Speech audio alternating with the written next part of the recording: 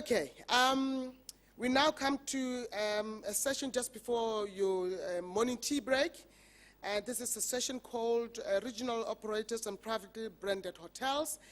And it gives me great pleasure to invite Joop from Pam Golding Hospitality and his panel to join us here onto the podium. I just thought, colleagues, I'd just update you a few changes in terms of speakers on this session. Instead of Mosdek Bailey on the program that you have, we're going to have our good old friend from Stay Well Group, Jose Ventura, who's in the audience. And Jose, I'm not calling you. Joop is your moderator. He's going to call you up to the stage because I think he's going to do an opening presentation. And then, of course, instead of Dario Filipino, we have William Perry from the CII Holdings group who's going to join us in the panel. Joop, it's over to you and your panel.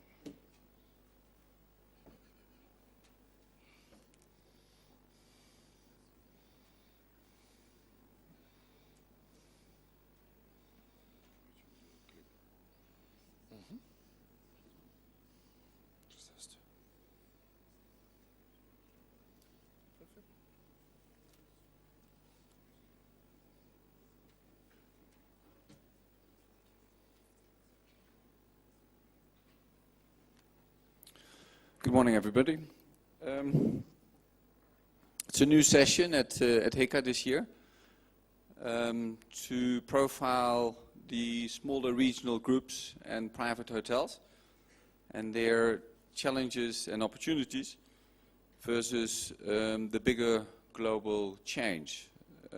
So in our panel today, in no particular order, if I could please call forward Neil Bolt. Neil is the Managing Director of African Hotel and Adventures.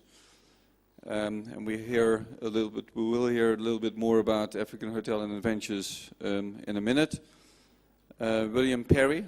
William is the Head of Asset Management at CII Holdings.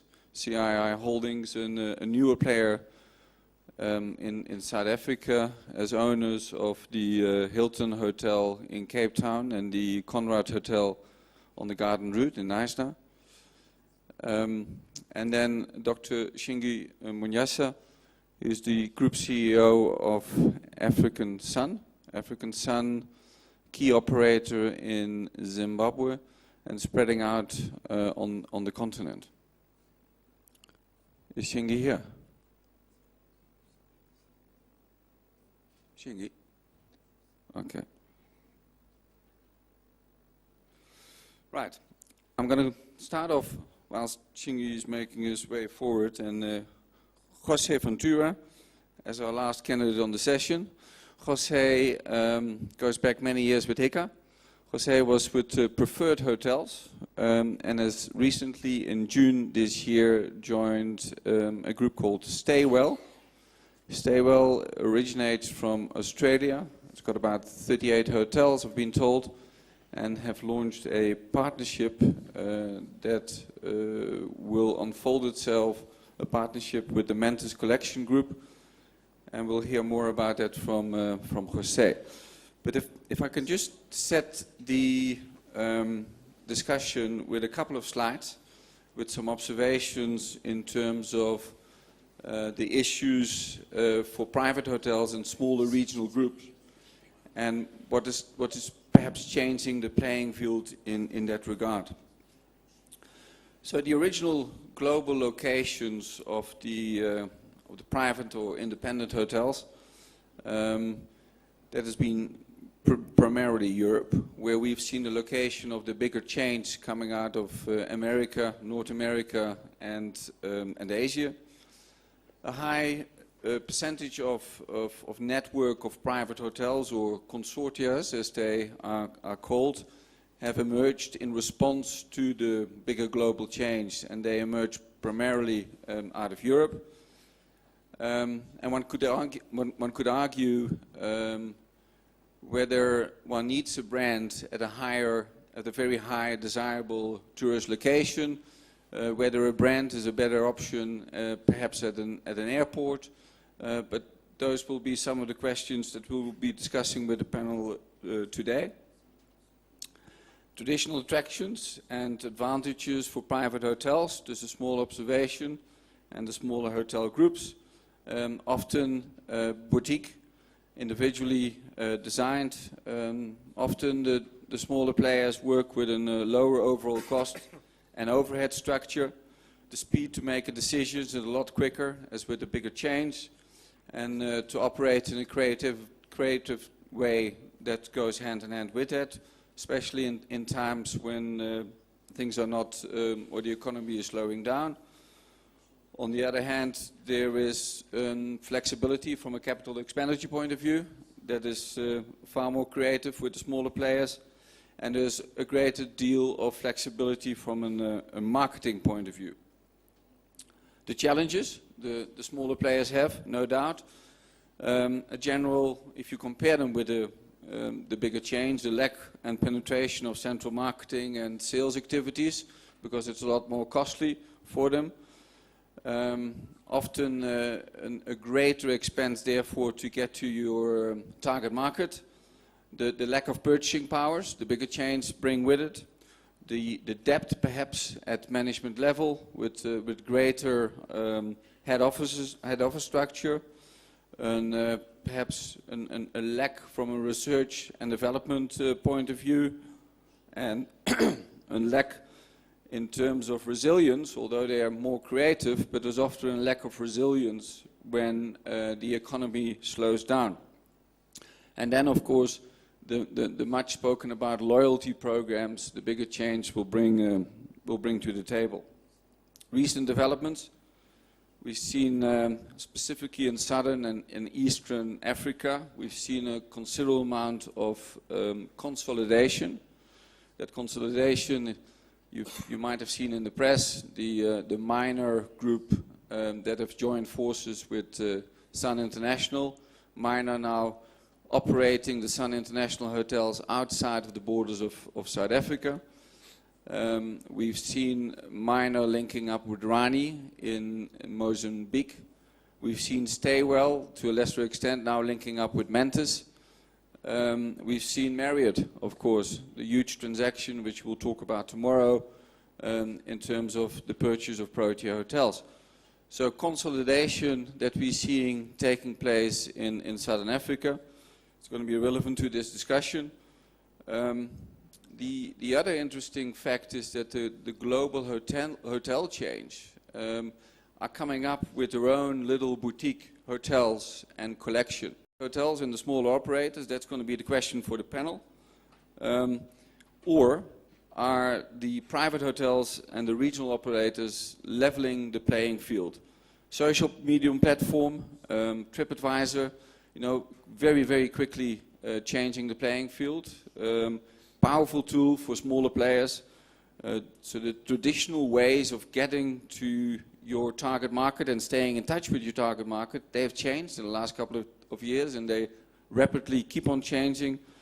There is an increasing reliance on travel sites. You can perhaps argue that they replace, to a certain extent, perhaps the brand, yes or no.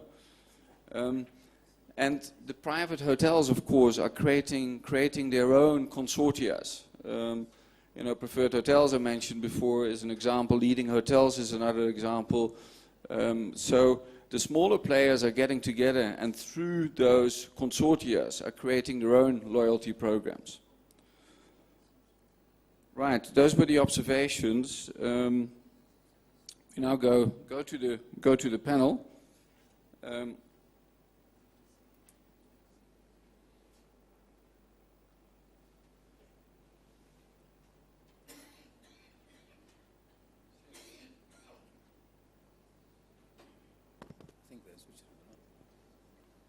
Does it work? Yeah. Shingy, welcome. Thank you. Thank you. If I may start with you in terms of the slides which I've put up, could you perhaps outline some of the opportunities and some of the advantages that you see that a smaller regional group or private hotel might have over a bigger chain? Thanks, Ayub. Significantly, I think the smaller group in a region will have advantages on a few levels. The first one is the ability to understand the location they're operating in and also the environment that they are operating under. Because they have the local competitive advantage without being lumped up with global or perceptions that are coming from elsewhere in Europe to impose on that particular location. For example, if we take some of our hotels that are in the Victoria Falls area, it wouldn't make a lot of benefit to try and brand those hotels international. For instance, we used to have the Elephant Hills as an intercontinental. It didn't make much difference if it then became just the Elephant Hills because the location itself was strong enough brand to deal with issues of branding and also attractiveness to the destination.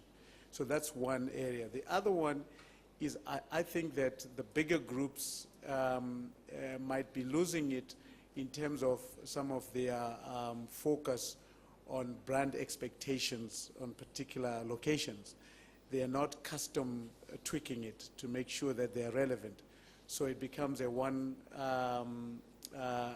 jacket fits all approach. Yet the local market players or regional players have the dexterity, they have the exposure, they have the know-how, particularly with technology and platforms such as TripAdvisor that are there on, so you can work with TripAdvisor to make sure that at least your brand is understood in terms of its value offering. So that's the biggest advantage. Also on skills, I think that they are beginning, the local and regional operator are beginning to muscle in to have an advantage over the international player because of the understanding of the local and regional markets and the expectations of those markets. So I think those are the big advantages that I see on the outset. Okay, thank you very much. Neil, African Hotel and Adventures, maybe could you share a little bit with the audience about AHA and then perhaps touch on maybe some of the advantages that you see African Hotel Advantages might have over the bigger chains? Yeah, sure. Thanks, Joe. I think from our perspective, we are a Southern African hotel management company. Well, whilst we do own some properties and lease others, predominantly we're a management company. So it's our intention to grow in the local markets, as I said, Southern African markets, and where we can touch on those and some of the questions on how we will intend to grow, they come out a little bit later. But just to add to what Shingi has already said, I think that my experience has been is that Africans also want to do business with Africans. And I found that in traveling around that and dealing with contracts and potential builds, is that seems to come out quite a bit. I think that the local or the regional operator commands knowledge of suppliers and customers, which sometimes the larger companies don't have, or the larger international chains don't have. There's a certain resilience required to operate in Africa, acquired through many years of experience. That resilience factor, sometimes I find that it's perhaps earned the hard way by the local operator. I'm not saying that the international chains don't have it. It's just something that one needs to consider operating in these markets. Found approachability and service. Sometimes the smaller guys or the local guys or the regional operators can be more approachable. They're easily accessible. They can move to the locations for whatever reason they may be quite quickly. And the service elements on delivering behind the contract do reside with the regional operators. One of the obvious and large ones is the cost of the contract and the tenure of these contracts. I think it's not. I think it's local or common knowledge, should I say, that cost of the international operators are significantly more than regional operators, and the length of those contracts are significantly more. So I think that's something to add to the pot. Yeah, interesting observations. Jose, stay well. South Africa, Africa is a place that is highly competitive. Not only the bigger chains, global chains are here. We see very big South African chains. Tsogosan, Protea Hotels now merged with Marriott. Staywell, tell us a little bit more about Staywell and how do you feel about entering a very competitive market as a new player? Yeah, well, you know, I think Staywell is the next stage of African Suns and AHA. You know, we're a regional brand in Australia, you know, but we do have a different approach. You know, we, as a group, you know, we have more than $1 billion worth of assets. So we're not just your traditional hotel management group. You know, we look at a vertical approach. We're not afraid of invest. We're not afraid of putting money on the table. As long as it fits our investment criteria, we have a different approach. So when we come into a market, I fully agree with Chengi, because while we're not risk averse, we need to understand the local market. We need to understand the locations, the perception in those markets, and when we, in our growth process, from a regional company to a global company, what we did was finding the right partners. And either by buying those partners or by investing on those partners, we bring our capital and know-how, and, you know, we grew in that way. We just finalized a joint venture in China with a group with around 150 hotels. We on the process of finalizing our partnership here in South Africa with Mantis, which has some local knowledge and some local information that we want to piggyback on. And we're in the process of purchasing a company in the Middle East with 14 hotels. So from a regional perspective, yes, we understand Australia, but we didn't presume to understand Africa or the Middle East or the UK market, where we are about to open 2 hotels. So by creating that local partnerships or investing in those local partnerships, it's been giving us really the critical mass to grow in those markets. So from a Staywell perspective, we went from a regional group to a global group by getting the right partners on board. Okay.